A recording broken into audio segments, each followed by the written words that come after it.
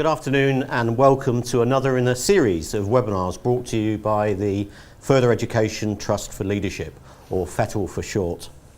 The aim of our webinars is to launch into the sector the work that FETL has funded. It's an opportunity for you to learn more about that work and to also ask questions of the authors. This webinar will last no longer than 1 hour and we'll be taking questions from the audience as we go along. So please do send in your questions as the webinar progresses, and if you want to get involved on social media, then the address is #FETLWebinar. For those of you that don't know me, my name is Neil Bates, and I've worked as a Chief Executive and Principal within the further education sector for the last 30 years. FETL's mission is to strengthen and develop thinking and reflections about the sector and about the wider FE system. One way in which we do that is through the publication of monographs. Scripting the Future is the title of the monograph, which is the subject of today's webinar. And to give it its full title, Scripting the Future, Exploring the Potential Strategic Leadership Responses to the Marketisation of English FE and Vocational Provision. The author is Professor Ewart from the Centre for Skills, Knowledge and Organisational Performance, or SCOPE for short. He's based at Oxford University and his monograph was supported by the Association of Colleges. I'm absolutely delighted to welcome Professor Keep to the webinar for what I hope and I'm sure will be a fascinating discussion. So Ewart, thank you for joining me.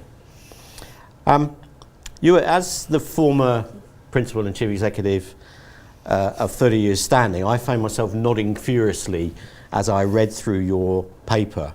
I thought it was, if I could say so, a really compelling read. And from the outset, you describe what you call the perfect storm within FE, characterised by, on the one hand, FE trying to meet its obligations and to support young people who perhaps have not had the best academic experience first time round, and to fulfil its wider social mission, but at the same time to meet the demands of employers and of government and to act in a more commercial way.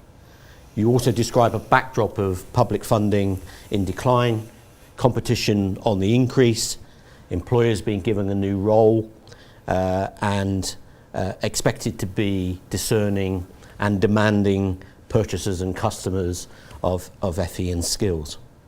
You also describe the high stakes accountability and inspection regime that underlines and underpins that environment, and huge policy instability as government seeks to reform technical education and further education generally.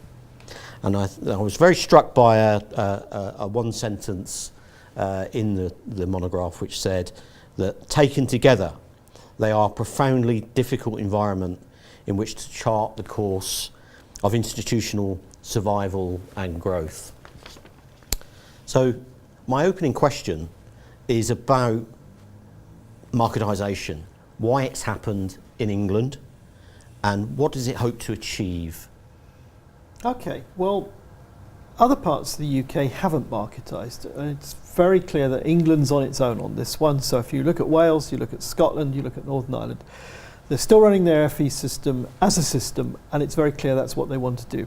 In England, I think marketisation's crept up on FE in the sense that it happened quite a while back in schools with a move to quasi-markets, the loss of control by local authorities of schools, the idea that schools are now in competition for pupils. And of course, in recent years, there's been particularly with the fees regime, there's been a massive push in higher education to what's now a very pure market, a textbook model of a market to some extent. And in a way, FE, perhaps as always, is playing catch up in terms of the idea of a market as the way to deliver efficiency, drive up quality, and provide a new accountability mechanism which the government likes for a variety of reasons. So give us some examples of marketisation and maybe some of the unintended consequences of marketisation. Well, there isn't a single market in FE in England. There are lots of different markets. So there's 14 to 19, 19 plus adult education budget, 19 plus loans funded, apprenticeship, and then lots of other little pools of money. And of course each market's got its own set of rules and its own regulation system.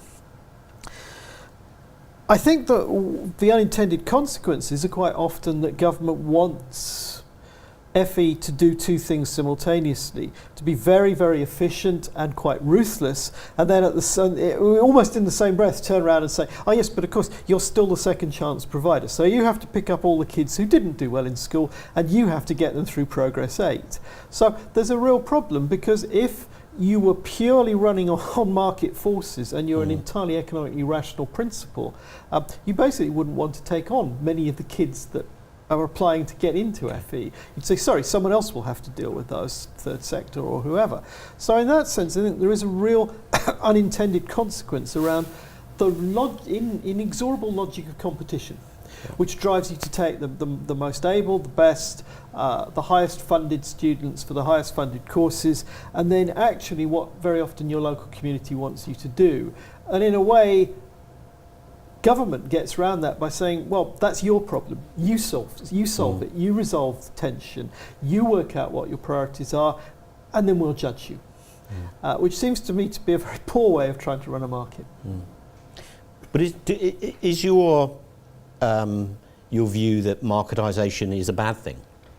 I think if I was given a pure choice between a system of the kind that, say, Scotland's gone down, and the kind of market which we seem to be heading for in England, I suppose my personal preference would be for market. I actually think that, sorry, not for market, for I could sense the headlines coming along then. For system, because I think systems are ultimately more efficient. I think that you can achieve better social justice in a system, for reasons I've hinted at already. And because I think that there's a real problem with accountability in a marketplace, because in a way the government wants to retain its control over accountability, so ministerial priorities, but then at the same time is saying meet the needs of your customers. Now those can be two completely different things. And therefore I think that systems approaches are probably better. And if you look at the vast bulk of developed countries, they've got systems. There are very few countries who've opted for a market in anything like FE. The main one is Australia. They've gone down the market route, and the results there have been fairly disastrous. Major fraud, major drops in the number of students studying in what they call TAFE. You also describe in your monograph something which sort of felt to me like a in-between mechanism, which was this what you'd call new public management, or NPM. How does that work, and what's... Well, that's the catch, that in a sense ministers like the idea of markets until it gets in the way of what they want to do personally, their own personal agenda or the government's priorities or targets. So a classic one would be the target for apprenticeship. 3 million apprenticeship starts by 2020. In a pure market, that would be left up to employers, young people, providers, colleges and independent providers to resolve that, and the market would achieve an equilibrium at whatever level the market decided was best. Ministers have decided, no, we're second guessing that, 3 million starts. And in a way, new public management is a way in which ministerial control and ministerial second guessing is laid on top of a market, and that sets up enormous tensions. And again, colleges are left with the responsibility of managing those tensions between what the market says it wants and what the ministers say they want. I think that's a very difficult space to be in. And I'm not at all convinced that new public management doesn't get you the worst of all possible worlds. You get the worst bits of top-down systems management and the worst bits of marketisation, and they sort of meet in the middle to create something that's really quite unpleasant. But of course, the first thing about a market is that you define who the customer is. Yes. So in FE and skills, who's the customer? Well, it depends who you ask. If you ask employers, they'll usually say that they're the customer. If you talk to local communities, then usually it's the people who've decided they want to be students, and that traditionally is the model. And then, of course, overlaying that, ministers say, well, actually, we're providing the vast bulk of the money, So ultimately, we are the customer. And in a way, that how the money is doled out through the Education and Skills Funding Agency suggests that very often the customer, in the sense of the person who gets their wallet out, is the government through using taxpayers' money. Relatively little of the money that comes to colleges or to independent training providers for public contracts actually comes from anyone else. The apprenticeship levy is the only major source of non-public money, except I suppose for the level 3 funded student loans. But again, the taxpayer will end up writing off most of that loan debt 30 years from now. What about, you describe the various sort of features of marketisation, the kind of policy-led approaches that result in competition for government funding, essentially. At an institutional level, if we take a further education college or an independent learning provider, but let's stick with a college for a moment. We'll come on to independent learning providers in a minute. How do you think this plays out if you're the chair of governors or the principal of an organisation? How do you respond to these different pressures and challenges? I think that's it, because you're not really in a single marketplace, you're in multiple marketplaces. Because the funding systems and rules and the nature of the competition for funding tends to change on a fairly regular basis. See the recent AEB tendering. It seems to me that colleges are now in a world where their income streams are more uncertain than they've ever been. And in a way, that's one of the real differences between a properly managed education system and a marketplace. In the marketplace, in a sense, the uncertainty is meant to be the spur to make your college or your provider more efficient, because then that way you'll supposedly get more business.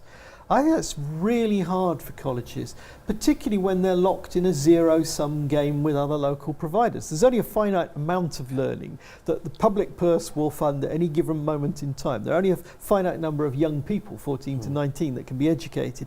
And colleges and other providers are locked in a life and death struggle to get hold of those people and the money they represent.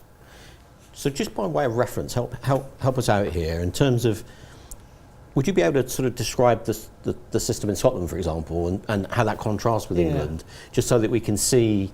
Yeah, I mean, in Scotland, basically, it's wonderfully old-fashioned. Older folk will look at this system with a huge wave of nostalgia. Essentially, colleges are funded in the same way as universities in Scotland. They're block grant funded. Yeah. They get a block grant. They sign up to a certain number of student learner units, and how those units are distributed is to some extent in the gift of the college. There's very little competition, partly because the colleges have been regionalised into 14 units. And the major area of accountability is through signing off what's called an outcome agreement with the Scottish Funding Council, who fund universities and colleges. And outcome agreements cover universities as well. Basically, the college takes funding from the SFC. It has to prove, in order to get that funding, that it's looked at local labour market forecasts, it's looked at sectoral skills plans that employers have put together, and it shows how its projected pattern of student numbers and learning will help meet those forecast labour market needs. So, but it's not a direct mechanism. It's not like you have to produce this X number of units. What you have to do is essentially show that you've consulted local stakeholders, that you've got a plan, and that your overall learning provision plan shows signs of reflecting potential future need. And as long as you do that, you get your money. That's a much more systems-based approach, and there's relatively little competition in it. There's very little competition with universities. Colleges do the sub-degree level. If people want to move beyond sub-degree through an articulation agreement, they'll go to their local university.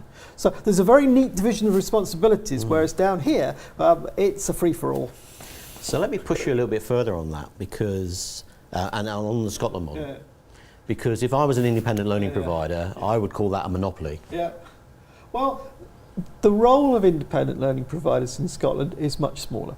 Essentially, they're mainly there to deliver some elements of adult training, which are about workforce development, but their main role is delivering apprenticeship. And more apprenticeship in Scotland is for young people than is the case here. More of it's level 3. And on the whole, private providers, independent providers deliver that, though sometimes they do it in partnership with colleges. But it is run as a system. So basically people are allocated slices of activity, and they're not meant to cut each other's throats in order to grab activity off their neighbour. So that brings a much higher level of certainty for everybody in the marketplace about what they're meant to be doing, who they're meant to be doing it for, and how much they're going to get paid for doing it. So I think it probably makes life easier if you're a college principal or a college governor in Scotland, and it's certainly much easier for the government to know who's meant to be doing what. Here, well, it's up for grabs, and I suppose the catch is it's becoming more up for grabs because there are significant areas of what colleges do that are becoming open to intervention by higher education, which up until now has not been that interested, but they're under a student numbers squeeze and a funding squeeze, and suddenly higher education institutions are looking at large chunks of the FE sector thinking, wouldn't mind a slice of that. And of course, independent learning providers and universities and others would say that's how a market works. Yes, so you need new entrants and you need failures. Yes, failures are absolutely written into it. Though everyone talks about that, if you talk to policymakers at a theoretical level, they say, though they don't usually talk about failure, they talk about market exit, which I think is a much nicer way of disguising the fact that actually they're going to be failed institutions and students with no one to provide for them. But hey-ho. But the catch is that although it's nice to talk about this, on the pages of an economic textbook, if you're the local MP and your college goes under, how happy are you going to be? Well, I think the answer is not very. In many small towns, cities, the college is one of the larger employers, and it's not clear to me if a college goes out of business, who fills that space? We'll see how college mergers work in the medium term, but I have my doubts that actually merging two weak colleges in the hopes it'll produce a strong one will necessarily always play out. I mean, it certainly doesn't happen in the commercial world like that. And secondly, I really worry that there's a one-off shot from mergers in terms of a financial gain. I actually think the underlying levels of funding for some streams of FE activity are probably unsustainable in the long term. And it's interesting that DFE now have a unit within DFE looking at the financial sustainability of FE because they've begun to realise that there are limits to how much you can keep cutting unit funding before the whole thing starts to collapse like a house of cards. And actually, at the end of the webinar, we'll talk a little bit about, because you've described 3 scenarios that you basically what you think might happen in the future, and it'll be interesting to hear from you about that soon. But the good news is the questions are rolling in from our audience, so let's give the opportunity to people who are dialed into this webinar to ask some of the questions. And the first one has come from Jed Keenan from Havering College, and it is, why is there so little sector-wide coordination? Or more importantly, why is the current sector-wide coordination so ineffective? Well, I guess that in a way, the DFE's answer would be, well, coordination is a cartel, and that's the last thing we want. I mean, in a sense, one of the logical outcomes of marketising things is to set colleges at each other's throat. The idea that they should be cooperating, at least in terms of the economic textbook model, is not what's wanted. You actually want colleges to be undercutting each other, to be going for the other person's business. So I think it's quite hard to get colleges, and indeed if you move beyond colleges, other providers in any given locality or marketplace to cooperate. And competition law does apply. So there is a real issue about collusive behaviour and collusive pricing structures if you're a college, or indeed any other kind of provider. Yeah. Okay. So this is a sort of, it's a question that follows on from what you've described in terms of a competitive marketplace. And it's a question about governance. And the question is, do traditional models of governance still work in the changing world of FE?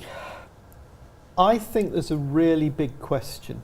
In a sense, governance has sort of been frozen for a long time now, since post-incorporation.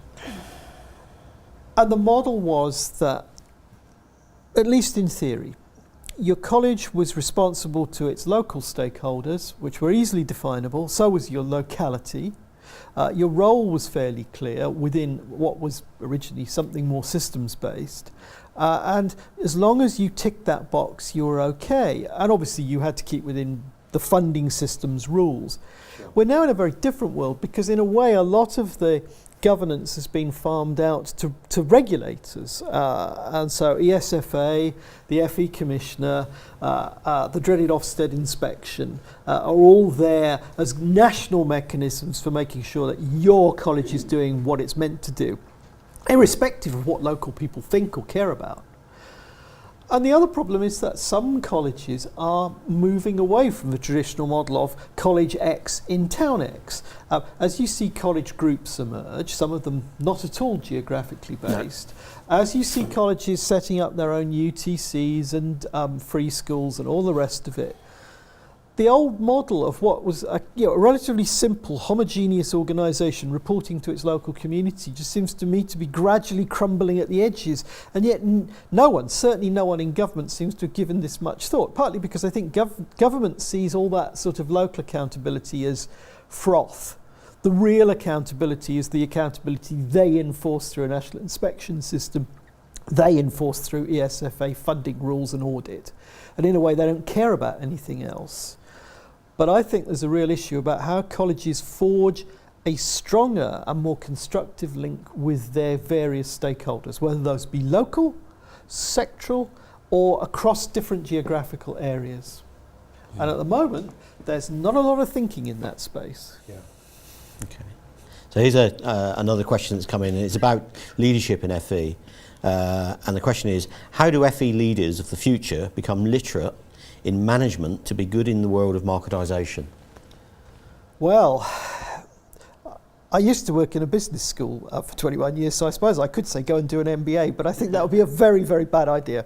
Partly because MBAs teach as though every organisation is the same, and so running a prison camp is no different from running an FE college, is no different from running a baked beans factory. I don't believe in that model of management. I actually think sectoral knowledge is important. Colleges are a particular kind of business. They're educational business, and knowing something, at least a bit about education would be handy. I think that you've got to assume that you need to distribute the skills required across your management team. The idea that the principal is going to be a fantastic marketing person, fantastic ambassador, fantastic leader of learning, and a fantastic finance manager, and a fantastic manager of pastoral care. You're not going to embody that in many people. Not many people will actually fit that job spec. So I think the key thing is to have a senior management team that you develop as a team that can actually field those different responsibilities and integrate them.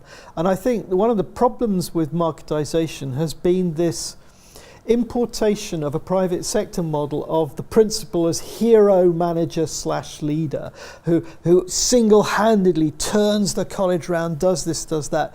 I find that fairly implausible. It's certainly implausible in higher education. When you look at vice-chancellors, if most vice-chancellors were abducted tomorrow by space aliens, I'm not entirely sure that anyone outside of Senate House would notice their absence for several months. Wow. There's a very good question come in actually that's linked in again to what we were just describing about the leader of institutions in the face of marketisation, and it's, do you think that that learning itself is given its proper place in the concerns of the leadership? I think sometimes no, and in a way I sympathise greatly with college senior management teams because the financial pressures on them now, the inspection pressures on them now are such that if you take your eye off the commercial ball, the FE Commissioner will probably be knocking on your front door fairly rapidly. So I think there's a huge problem there. And there's not a lot about learning and pedagogy in government policy. I mean, government would argue that it's there implicitly, but it's not very explicit. And I think in a way, there is a problem that you can believe with some degree of truth that you can leave the learning to the rest of the staff. The senior management team need to deal with the other bits, but the danger of that only over any length of time is that pedagogy, curriculum development, teaching practice gets downgraded in terms of the importance it ought to have as a central part of what a college is in order to do what a college is there to do. So I think running inside a market makes management more stressful, and it, given finite people resources, I think it often pushes learning down the overall agenda in a way that's probably not very helpful. Did this all come out of the 92 Act? Was that the catalyst for independent institutions with, you know, hero leaders as you described them? I think it started the ball rolling, but if you go back to the early years, I mean, of FEFC, and then, I mean, Learning and Skills Council certainly didn't see themselves as running a market. They ran the most micromanaged system I think I've ever seen anywhere. So in a sense, marketisation really starts to take off after 2010. There was always an element of we should have more contestability, and that came in with the Leach Review in 2006. But I think it's really when the coalition government roll up, there was a belief that the system was too pampered. There was people looked at schools, they looked at more competition for schools and thought, well, if that works for schools, it should work for FE. And so you get more and more stress on competition, open tendering, and the idea that incomers, new entrants to the marketplace would force the existing incumbents to up their game. And obviously, you know, as with most things, there's a grain of truth in that, but it comes at a large cost. And I think the main cost is destabilising provision to a point where people in some localities are going to find themselves facing really major problems. If you live in rural England and your college goes under, I don't know where the alternative providers come from to actually meet the mainstream activity that the average college provides. That's interesting. And actually, you talk about regionalisation and localism and the mayoral approach to what implications does that have on? Well, that sets up huge tension in the system, in that, well, in the market. Government sees it all as a set of markets. It's quite plain that the combined authorities are aiming to set up with their bits of the adult education budget a system. They are not particularly interested in further marketisation, which means that colleges are going to be subject to completely incommensurable models of what they're meant to be doing. Government says, market, market, market, I want more competition. And your combined authority, if you're in one, will be saying to you, no, I want you to collaborate with your other providers who, in their non-AEB business, are actually your rivals. But for AEB purposes, I want you to start acting as a locally based system. Now, I think that's a really difficult balancing act, and my suspicion is that the tensions that already exist between the combined authorities and DFE will simply get larger, because the combined authorities want more power over things other than the AEB. DFE is saying over our dead bodies. My suspicion is that in the next 4, 5, 6 years, those tensions will work through into some quite major fights about who does what, who controls what, who funds what, and whether you have a system or a market or a strange mixture of both. Yes, and we'll come on to that, yes, because you have some suggestions in relation to that. Another question just come in, which is talks to the heart of this really, in terms of, we've talked about leaders as leaders of learning, and this question is, in all these changes, are teaching staff nourished? So it's, what about the teaching staff in this new marketised world? Well, I suspect that if you are being cruel about it, the real answer is no, that quite often teaching staff are now seen as an unavoidable cost that is quite often there to be minimised. And if you look at what's happened to the terms and conditions and employment status of large chunks of the FE workforce, you do tend to see that things, if from the point of view of the employee, have certainly not got a lot better. I think there is a real problem that, in a way, the priorities and attention fall on other activities, and in a way teaching and learning becomes simply an assumed residual function with relatively little focus on it. And I think there are a whole variety of other things that make that more likely to happen in further education, in terms of the absence of a license to practice in order to teach within FE, the fact that in a way it's a relatively deregulated part of the landscape, and it has major status issues. But a lot of what FE delivers is regarded by both government and the general public as relatively low status and aiming at people who failed in the school system. I think that makes it hugely problematic, given that people have failed in the school system, to have you define failed. They actually need much better teachers than they had in school. If they didn't manage to pass GCSE maths and English in school, given they had 5 years to do it, it seems really depressing to think that an FE college is then given, or a private provider is then given, a relatively limited period of time and money in order to rectify that enormous failing.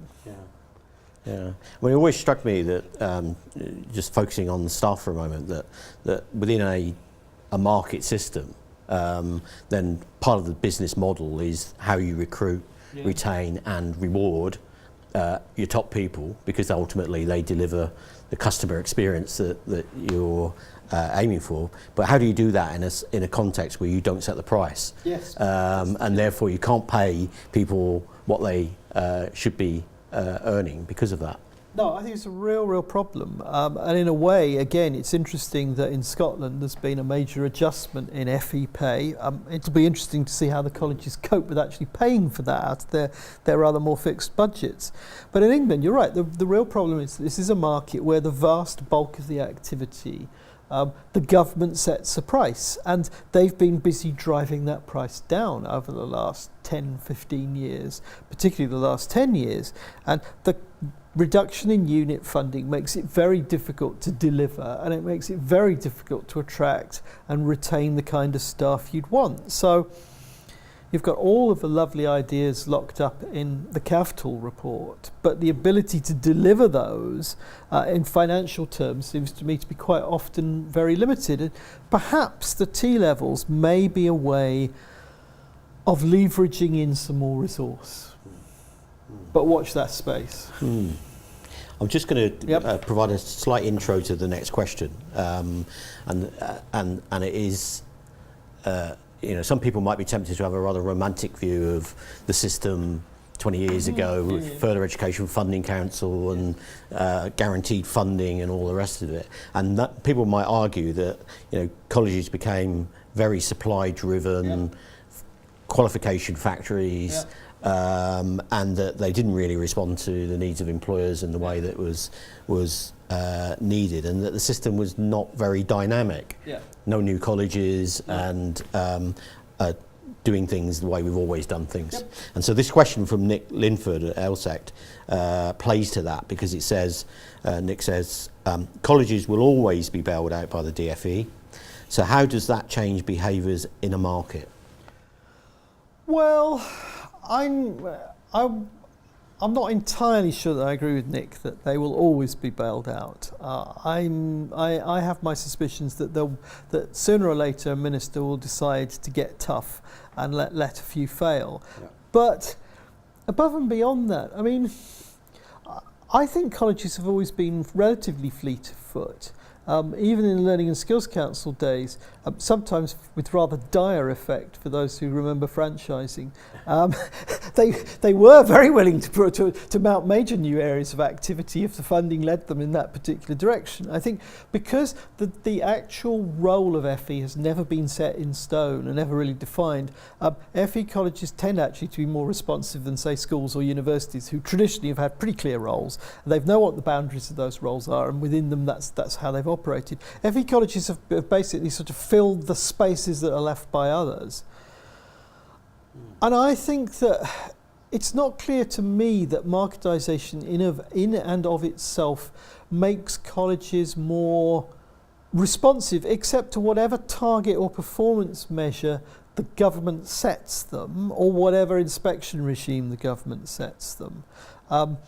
It's certainly not clear to me that marketisation makes them more responsive to employers, partly because I think some of the things that employers want it's very difficult to meet those requirements because the money comes with the student. And so what really drives the vast bulk of FE activity is individual student choice. Which is a huge problem in a country with some of the worst information, advice and guidance system and support in the developed world. So students bring with them the money. Colleges can't necessarily lay on the courses that local employers would want. If no student will do that course, or very few, the college would very rapidly go bust. And if you look across the developed world, most countries' equivalent of FE, whatever that's called, are managed and organised in a system, and policymakers don't see that as making it impossible for them to organise and motivate change. I don't think that markets necessarily mean change. If you look at Russell Group universities, they have a very entrenched market position, and they don't change very much in terms of what they offer. Bits of Oxford University are offering courses that people 100 years ago would have recognised without very much difficulty at all. I won't name departments. And so I do think that just because you're in a market doesn't necessarily mean you're massively responsive. Just because you're in a system doesn't mean the system has to be monolithic and unchanging. And many countries have got quite effective systems. I'm smiling because it's a question that I'm really pleased to ask you, particularly as a university professor, and it is, given that FE colleges are now multi-million-pound complex businesses operating in a market, why should the government review and potentially regulate principals' pay? Well, because it's something that the press, the mass media and MPs have picked up on. I think there is a problem about having celebrity CEOs or principals with very large salaries at the same time as we've discussed, the rest of the workforce have not had a particularly wonderful deal. I think there are motivational issues around that, and the first 13 years of my career was spent researching in the Industrial Relations Research Unit at Warwick, and so I know and I used to teach HRM to MBAs, so I'm very dubious about performance-related pay. And most of the evidence suggests that performance-related pay bears no relationship to the long-term performance of the organisation that's paying it. And it's also very clear to me that paying a very few people at the top very large sums of money when much of the performance that they're claiming credit for is actually delivered by relatively lowly paid staff beavering away in that classroom or laboratory or workshop or counselling service, it's not necessarily going to make for a very happy employment relationship between senior management and those they're managing. So I'm slightly dubious about really high pay, but it would be much better if the sector managed to regulate this for themselves rather than allowing it to be regulated by government. But exactly the same arguments apply equally well in higher education, and as we've seen, many vice-chancellors have decided to take the money and run. Okay. I'd like to steer us towards a discussion about the future. Your monograph is very clear about the past in terms of the evolution of marketisation within the sector. It describes well, I think, where we are now. But it'd be fascinating to have your insight into where you think we might end up in the future. And so I suppose my question is, do you think FE's at a crossroads? And if so, which fork do you think it's going to take? I think it is at a crossroads. I think that the current model is probably unsustainable, and it's interesting that I suspect that there are some, at least in government, who are beginning to get quite nervous about that fact and are beginning to wonder whether or not the model that they've set is actually going to last out the next decade. I think that colleges have got a set of fundamental choices, some of which will be structured for them by who's in government. After 2020, we will have a general election, if not before, and we may have a different government. Whatever priorities the government set will tend to create the space in which colleges can think what they want to do. If a particular kind of government is elected, then we'll see further marketisation, I suspect, and that will be quite painful, but interesting. in terms of what colleges then decide they're not going to do. And perhaps I could imagine a future in which colleges say we're here to do certain things, we're not here to deliver, for example, second chance and social inclusion. The third sector or some new kind of institution will have to pick that up. We want to model ourselves on mainstream vocational colleges in other developed countries. That's our role, that's what we're going to do, and we're not going to do a whole range of other things. What Foster said they should do. Yeah, well, that's absolutely correct. Well, Foster actually, when you read it, it says, well, they should do that, and then at sort of at the end it creeps back in, and they should do everything else that they're already doing as well, but it's not as important. But I think that there are, and a further marketisation, there's some really hard choices. The alternative vision model, or at least one of them, is at the last election, though very few people noticed it, the Labour Party had a manifesto promise to introduce a national education service, the mirror of the National Health Service. This was going to be about adult and lifelong learning, amongst many other things, and it promised very cryptically accountability to locally democratically elected authority. That the nature of and size and scale of that authority and its powers was not specified. But that opens out a very different future, which is, some might argue, something like going back to a world before incorporation, but I'm sure whatever it would look like, it wouldn't look like the old local education authorities. But it does mean that I think there are some really big decisions that colleges have got to make about what's our relationship, what importance do we put upon our relationship with national government and its agencies as opposed to local stakeholders, local communities. How much of a market do we want? What is our mission? What will we do and what don't we want to do? And if we don't want to do it, it becomes somebody else's problem.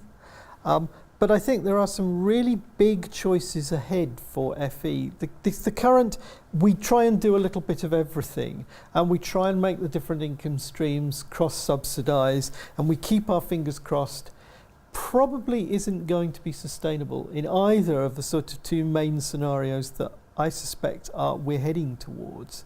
And that means that colleges need to do some, and their stakeholders need to get together and do some hard thinking.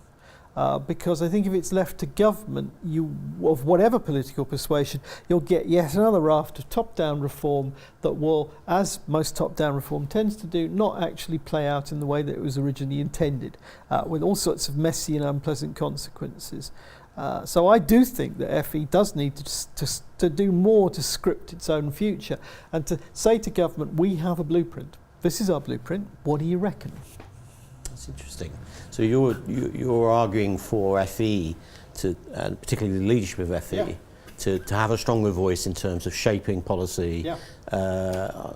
How would that play out in terms of what are the forums for that? Well, I think one is plainly your local authorities. In a way, local authorities have been very much sort of seen as the old enemy that went away. Well, I actually think that they're the ally of the future, and that colleges need to think much harder about how they are able to integrate their activities into things like local industrial strategies, local economic development plans, working with their local authorities and their LEPs to try and become a valued partner at local level, which would actually potentially give them rather more leverage than they have.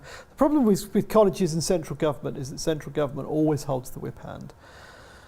So I think, localities and local stakeholders, and also working better and helping to organise better enlightened and willing local employers to do more. I mean, that's going to happen around T-levels. It seems to me that T-levels is an absolutely logical starting point for trying to forge a new relationship around not just T-levels, but around the capital agenda, around two-way street, around apprenticeship, and a broader notion of the co-production of vocational skills. And I think that if colleges could make some progress on that, it would give them really significant leverage with government, because instead of colleges saying we want to do X, employers would be saying we want our college to be able to do X. Yeah. Governments generally find that harder to resist.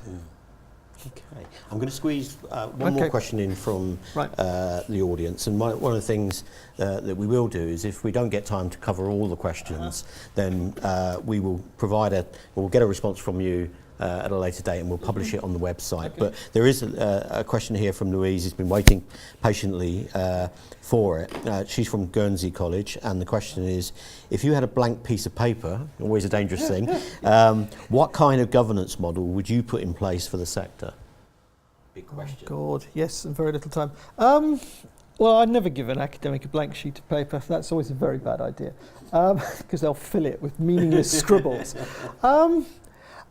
I think that the closer you can get to a model where individual colleges have a strong relationship with their local community and stakeholders, the better. But I also think that in the world that we're heading into, colleges having a better working relationship with other providers and with some notion of a local system would be really handy. But to do that, you do need to move away from some of the market pressures that we've currently got. I think it's very hard to have sensible governance when, in a sense, the market is one proxy for governance, and national inspection and national governance regimes or regulatory regimes are the other proxy. And so, in a sense, the traditional model just gets squeezed to bits. I think that's a problem. Okay, so we're going to, as I promised, move to the end of the webinar by talking about what you describe in the monograph as 3 scenarios. Yep. And it's your attempt to describe how things might play out in the future. Now, I know it's quite a complex set of scenarios, so I don't expect you to be able to cover all the detail, but give us a sense of the 3 things that you think might happen. Okay, scenario, I mean, these are things that might happen. I'm not forecasting they will, but they might. And some of them are already beginning to happen, which makes them more exciting. So scenario 1 is essentially Brexit happens, a government that's keen on markets is elected.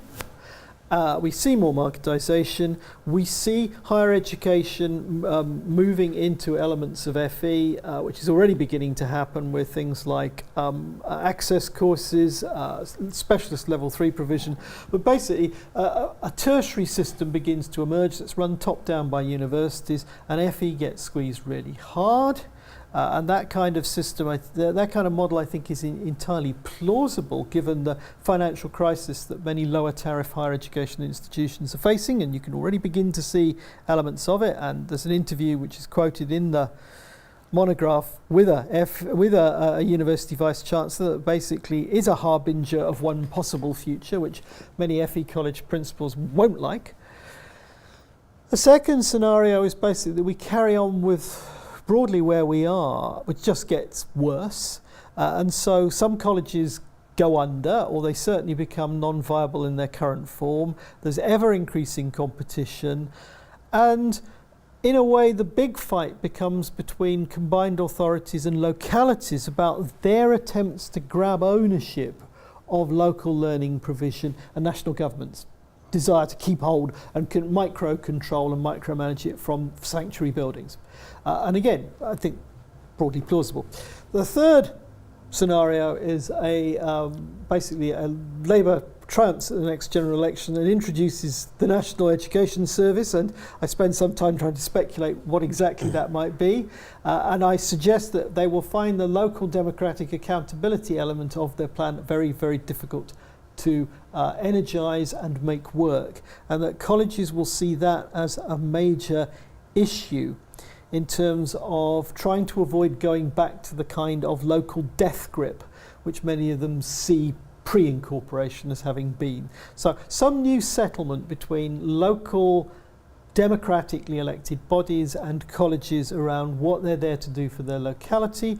And the other element of that scenario is that government turns the screws on employers and says, right, you keep saying you want more skills, how are you going to help us to do that? So you could actually combine different elements of all three of those scenarios to create a really nice future, or you could combine other elements of all three of them to create a really horrible future. But I think the key thing is that to some extent the future is in colleges' hands in terms of thinking about what it is they want and articulating that clearly to stakeholders who can help argue on their behalf. Does that sound sensible?